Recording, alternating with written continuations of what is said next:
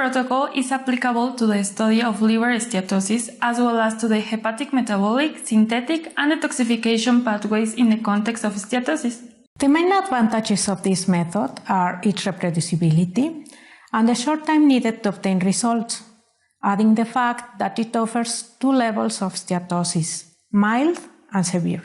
In vitro-induced steatosis might provide evidence for the identification of potential markers for the diagnosis of the disease as well as therapeutic targets.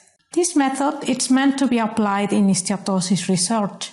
However, it can be adjusted to a wide range of different cells affected by lipid overexposures, like during obesity and dyslipidemia.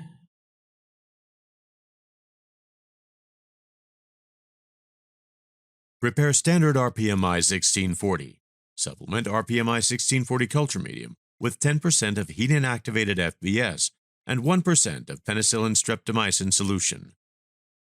Sterilize it by using 0.22 micrometer filters. And store the supplement at 4 degrees Celsius. To prepare a palmitate stock solution, prepare a 50 millimolar solution of palmitate in the standard RPMI 1640. Supplemented with 1% of lipid-free BSA.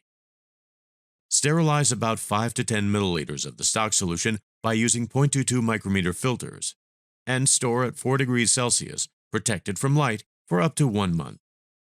To prepare oleate stock solution, prepare a 50 millimolar solution of oleate in the supplemented RPMI 1640, and sterilize the stock solution by using 0.22 micrometer filters.